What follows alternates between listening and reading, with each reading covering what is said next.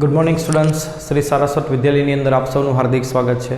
હું છું કુલદીપ ટંડેલ અને આપણે ફિઝિક્સ સબ્જેક્ટનો અભ્યાસ કરી રહ્યા છીએ. તો 12th ચેપ્ટરની અંદર આગળ વધીએ તો બે ટોપિક સિલેબસની અંદર નથી પણ એ સમજવા થોડા જરૂરી છે, એટલા માટે સમજાવું છું. ઉષ્મા એન્જિન. ઉષ્મા એન્જિન એટલે આપણે આવું એક ઉદાહરણ લઈ શકીએ કે એક સિલિન્ડર છે, એમાં એક પિસ્ટન છે. પિસ્ટન સાથે આ પ્રકારની એક રચના જોડી છે.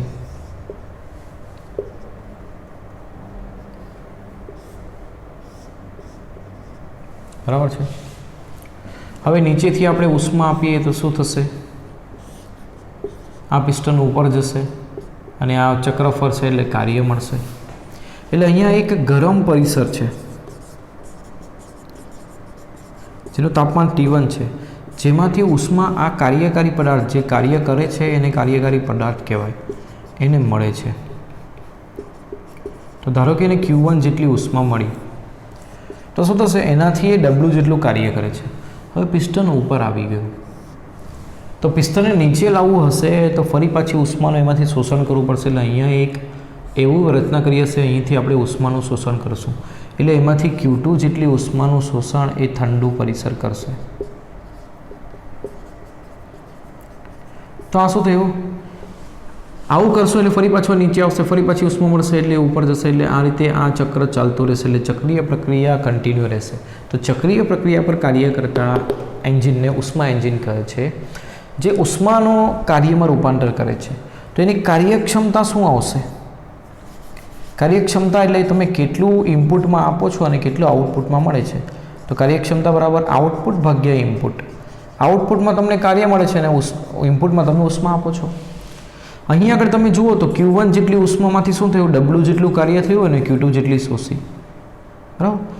તો આના ઉપરથી તમે W બરાબર શું લખી શકો? Q1 minus Q2. તો W બરાબર આપણે Q1 માઇનસ Q2 મૂકીએ, ડિવાઇડ બાય Q1 કરીએ.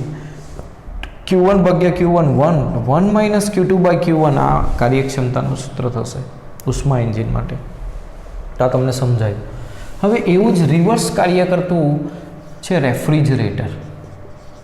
શું છે? રેફ્રિજરેટર. હવે જુઓ, આ ઉષ્મા એન્જિન શા માટે સમજાવ્યું? તો એના ઉપરથી જ આ થર્મોડાયનેમિકનો બીજો નિયમ છે. હવે આ ઉપર ગયેલા પિસ્ટનને નીચે લાવવું હોય તો કમ્પલસરી તમારે ઉષ્માનું શોષણ કરવું જ પડે. એવું શક્ય નથી કે આ Q1 બધું જ Wમાં કન્વર્ટ થાય. આ Q2 જેટલી ઉષ્માનું શોષણ કરવું જ પડશે. એટલે એવી કોઈ પ્રક્રિયા શક્ય નથી કે જેના પરિણામ રૂપે ઉષ્મા પ્રાપ્તિ સ્થાનમાંથી ઉષ્માનું શોષણ થઈ બધું જ શેમાં રૂપાંતર થાય? કાર્યમાં રૂપાંતર થાય. એવું કોઈ એન્જિન બનાવવું શક્ય નથી. એ જ છે થર્મોડાયનેમિકનો બીજો ક્રમનો નિયમ. અને કોણે આપ્યું? Kelvin Planck. બરાબર. એના ઉપરથી એને છે કેલ્વિન પ્લાન્કનું વિધાન કહે છે. બીજું છે રેફ્રિજરેટર. રેફ્રિજરેટર શું કરે? પદાર્થને ઠંડો કરે. એટલે અહીં આગળ ઠંડુ પરિસર છે, અંદર એક પદાર્થ છે જેને ઠંડો કરવાનો છે. એ ઠંડુ પરિસર છે, એનું તાપમાન T2 લઈએ. એમાંથી આપણે ઉષ્માનું શોષણ કરવાનું છે. એ તો Q2 જેટલી ઉષ્માનું શોષણ ધારો કે આપણે કરવાનું છે. તો કેવી રીતે થશે? ફ્રીજને લાવીને ઘરે મૂકી દો, અંદર વસ્તુ મૂકો, ઠંડી થશે? ડાયરેક્ટ નહીં થાય. એને પ્લગ લગાવવું પડે અને સ્વિચ ઓન કરવી પડે. એટલે કે એના ઉપર કાર્ય કરવું પડે. એટલે એના ઉપર કાર્ય કરશો તો એ ઉષ્માનું શોષણ કરશે. અને તો આ કાર્યકારી પદાર્થ પાસે કેટલી ઉષ્મા આવશે? તો આટલી શોષી અને આટલી કાર્ય થયું. એટલે Q2 પ્લસ W જેટલી ઉષ્મા આવશે એને એ બહારના પરિસરમાં છોડી દેશે. એટલે ગરમ પરિસરમાં એને છોડી દેશે. તો અહીંયા પણ W બરાબર Q1 માઇનસ Q2 થશે. ગરમ પરિસરનું તાપમાન હંમેશા T1 વધારે લેવાનું અને ઠંડાનું હંમેશા T2. તો આ પ્રકારનો બ્લોક ડાયાગ્રામ થશે રેફ્રિજરેટરનો. તો આના પરથી છે ઉષ્મા ગતિશાસ્ત્રનો બીજો નિયમ, થર્મોડાયનેમિકનો બીજો નિયમ. બરાબર. એને ક્લોસિયસનું વિધાન કહે, જેણે આપ્યું એ.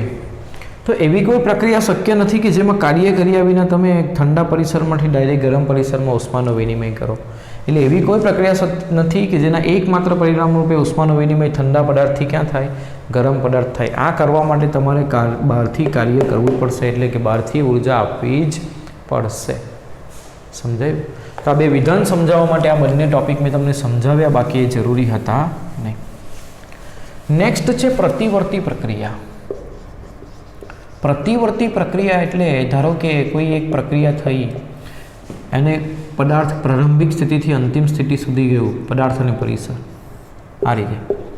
હવે જો તમે આ પ્રક્રિયાને ફરી પાછી ઉલટાવી શકો, એટલે જો પ્રક્રિયાને ઉલટાવીને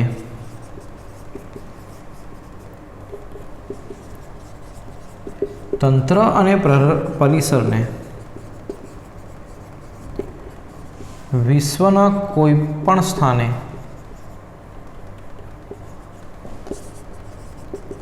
ફેરફાર વગર મૂળ અવસ્થામાં લાવી શકાય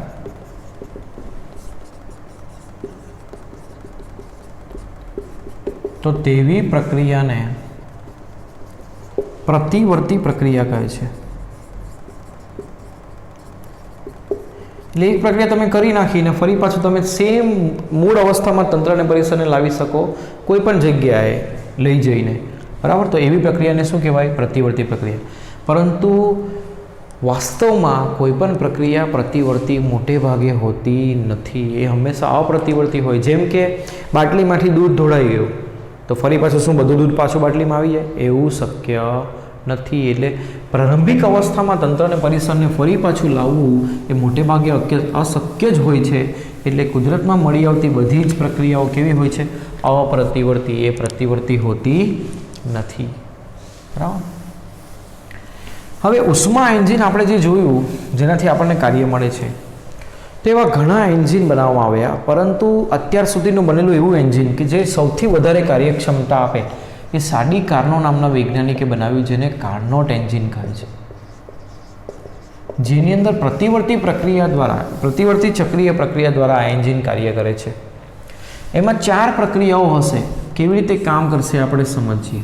પીવી ડાયાગ્રામ એનો દોરીએ અને એના માટે સૂત્રો તારવવાના છે આપણે.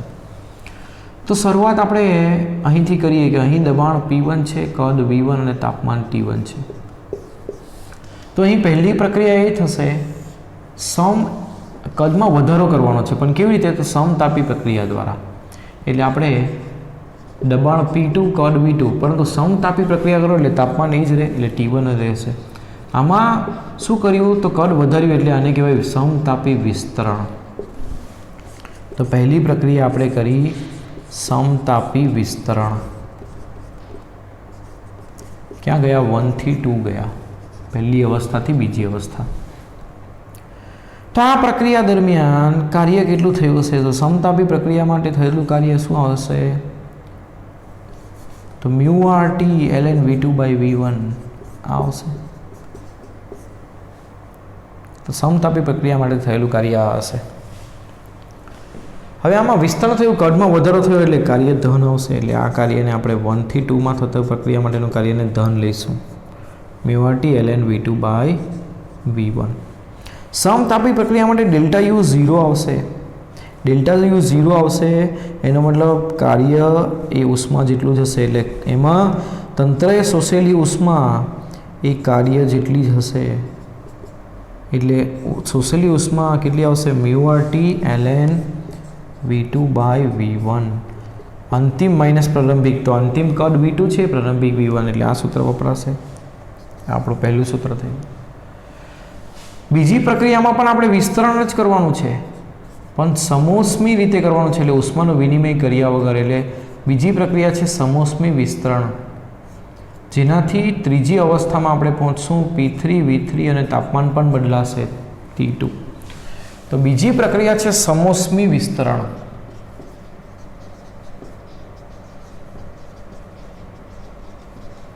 એમાં આપણે 2 થી 3 પહોંચવાના છે, બીજાથી ત્રીજી અવસ્થામાં. તો સમોષ્મી પ્રક્રિયામાં થયેલું કાર્ય શું આવશે સૂત્ર? તો μRT1 - T2/γ-1. તો પ્રારંભિક તાપમાન T1 અને અંતિમ તાપમાન T2, એટલે μRT1 - T2/γ-1 આવશે. અને આમાં તાપમાન વધ્યું, બરાબર, એટલા માટે આ કાર્ય ધન આવશે. કદમાં વધારો થયો એટલે પણ કાર્ય ધન એવું કહી શકો તમે, એટલે આ પ્લસ આવશે. સમોષ્મી પ્રક્રિયા છે તો એના માટે P1 V1 બરાબર શું થાય? P2 V2 થાય. હવે જો P1 V1ની જગ્યા પર શું લખવું પડશે? P2 V2. અથવા તો અત્યારે એવું લખીએ PV બરાબર અચળ. PV બરાબર અચળ. તો અહીં આદર્શ વાયુ અવસ્થા પરથી P બરાબર μRT/V લખાય. ઇન્ટુ વી પાવર ગામા બરાબર અચળ. તો આ મ્યુ આર તો અચળ જ છે એટલે T into V power gamma, અને આને ઉપર લઈ જાઓ તો પાવર -1 એટલે T into V power gamma -1 કેવું રહે? અચળ રહે. તો આના પરથી તમે T1 આ પ્રક્રિયામાં T1 V2 power gamma -1 is equal two T2 V3 power gamma -1 લખી શકો આ પ્રક્રિયા માટે. તો આના ઉપરથી V2 by V3 power gamma -1 is equal to શું લખાશે? T2 by T1. સમીકરણ નંબર 1. સમીકરણ નંબર 3. નેક્સ્ટ કરીએ ત્રીજી પ્રક્રિયા. હવે ત્રીજી પ્રક્રિયા થશે આમાં સમતાપી સંકોચન, એટલે કદમાં ઘટાડો થશે. કદ અહીંથી અહીં થયું એટલે આ પ્રક્રિયા થશે સમતાપી સંકોચન, અને એને આપણે ચોથી અવસ્થામાં લઈ જઈશું P4 V4, અને તાપમાન T2 જ રહેશે કારણ કે સમતાપી પ્રક્રિયા છે. તો સમતાપી સંકોચન. હવે આમાં સંકોચન એટલે કદમાં ઘટાડો થયો એટલે પ્રક્રિયાનું કાર્ય ઋણ આવશે. તો કાર્ય 3 થી 4 જે થાય છે એ ઋણ આવશે, માઇનસ આવશે. મ્યુ આર તાપમાન કેટલું છે? T2. આ પ્રક્રિયામાં તાપમાન કેટલું હતું? T1, એટલે અહીંયા T1 લખવું પડશે. અને અહીંયા T2 ln અંતિમ કદ કેટલું છે? V4. અંતિમ કદ કેટલું છે? V4. પ્રારંભિક કેટલું છે? V3, એટલે V4 બાય V3 આ રીતે લખાશે. લોગની અંદર ઘાત આગળ ગુણાકારમાં આવે તો ગુણાકારમાં જે છે એને ઘાતમાં લઈ જવાય, એટલે આ -1 ને આપણે અહીંયા ઘાતમાં લઈ જઈએ, લોગના ઘાતમાં. -1 ઘાતનો મિનિંગ થાય ઇન્વર્સ. ઇન્વર્સ એટલે વ્યસ્ત લેવાનું, એટલે ln V3 બાય V4 લખીશું. આ 3 થી ચોથી પ્રક્રિયામાં થતું કાર્ય. તો આ સમીકરણ નંબર થશે 4.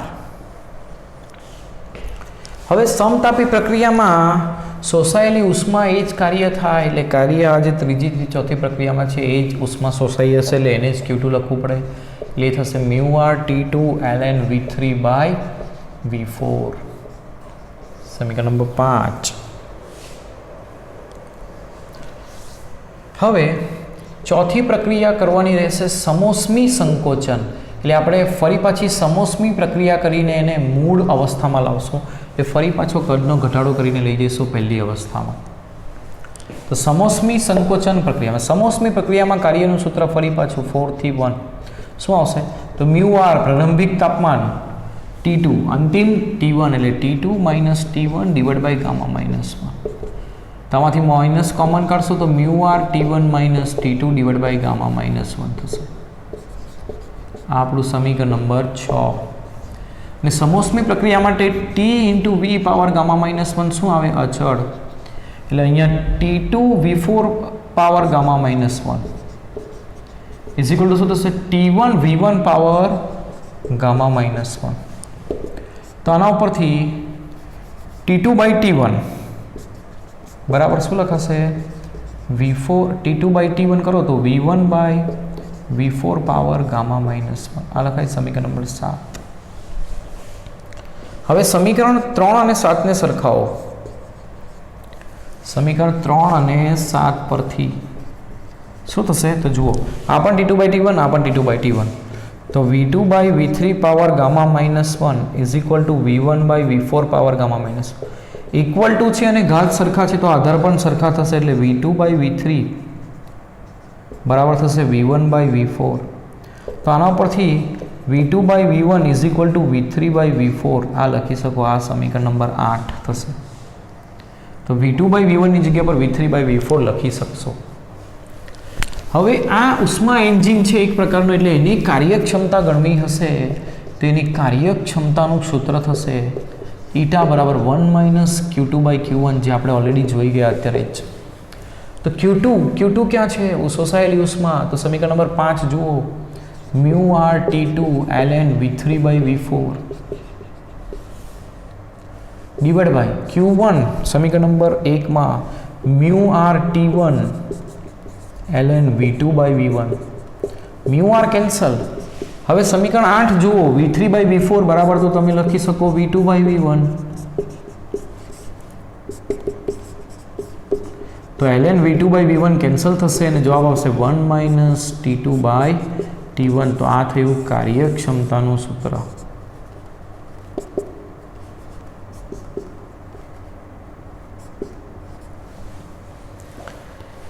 તો આ થઈ most important theory Carnot engine માટે કાર્યક્ષમતાનું સૂત્ર, જે ફક્ત પરિસર ગરમ અને ઠંડા પરિસરના તાપમાન પર જ આધાર રાખે છે.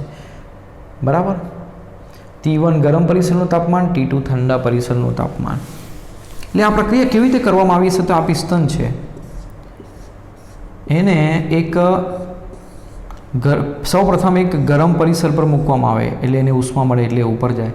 પછી આ ગરમ પરિસર કાઢી નાખવામાં આવે એટલે એક ઉષ્મા પ્રાપ્તિ સ્થાન પર મૂકવામાં આવે, સમજો. બરાબર. જે એને ઉષ્મા આપે એનાથી એક પિસ્ટન ઉપર જશે. પછી આ પરિસરને દૂર હટાવી દેવામાં આવે એટલે કોઈ ઉષ્મા આપવામાં નહીં આવે, છતાં પણ અંદર રહેલી આંતરિક ઉર્જાના કારણે આ પિસ્ટન ઉપર જશે. એટલે બે પ્રક્રિયા થઈ. પહેલી સમતાપી પ્રક્રિયા, બીજી સમોષ્મી પ્રક્રિયા. બંનેમાં વિસ્તરણ થયું. હવે પછી એને ઠંડા પરિસર પર મૂકવામાં આવે અથવા તો એને કહેવાય ઠારણ વ્યવસ્થા, જે શું કરે એમાંથી ઉષ્માનું શોષણ કરે એટલે આ ફરી પાછું નીચે આવે. આને કાઢી લેવામાં આવે, આની આંતરિક ઉર્જામાં થતા ઘટાડાના કારણે ફરી પાછું નીચે આવે એટલે ઉષ્માનો વિનિમય થયા વગર એટલે છેલ્લી પ્રક્રિયા સમોષ્મી આવે ને એમાં શું થાય? કદમાં ઘટાડો એટલે સંકોચન. એટલે બે પ્રક્રિયા થઈ સંકોચનની, એક સમતાપી અને બીજી સમોષ્મી. તો આ જે T1 તાપમાન છે એ જ્યારે ઉષ્મા આપણે આપી તેનું તાપમાન એટલે ઉષ્મા પ્રાપ્તિ સ્થાનનું તાપમાન. અને આ જે T2 છે એ ઠારણ વ્યવસ્થાનું તાપમાન. અથવા તો ઉષ્મા પ્રાપ્તિ સ્થાનને ગરમ પરિસર એવું પણ કહી શકો અને આને ઠંડા પરિસર પણ કહી શકો. બરાબર છે. તો અહીં આગળ આપણું આ ચેપ્ટર નંબર 12 એ પૂર્ણ થાય છે. નેક્સ્ટ ટાઈમ આપણે નવા ચેપ્ટરથી શરૂ કરશું. બરાબર. તો આ ચેપ્ટર ખૂબ જ ઇમ્પોર્ટન્ટ છે અને ધ્યાનપૂર્વક કરવું. અને આજે કાર્નોટ એન્જિનની કાર્યક્ષમતાની સૂત્રની તારવણી છે એ પરીક્ષા માટે ખૂબ જ જરૂરી. જો એમાં થતું કુલ કાર્યનું સૂત્ર પૂછ્યું હોય તો તમારે આ બધા 1 2 3 4 સમીકરણમાં જે W1 W2 W3 જે ગણ્યા છે આપણે એ બધાનો સરવાળો કરીને લખવું. બરાબર. તો તમને આ પ્રક્રિયામાં થતું કુલ કાર્ય મળશે. તો આ કાર્નોટ એન્જિન એક પ્રતિવર્તી ચક્રીય પ્રક્રિયા પર કાર્ય કરતું ઉષ્મા એન્જિન છે, જેની કાર્યક્ષમતા બાકીના ઉષ્મા એન્જિન કરતાં સૌથી વધુ મળી હતી.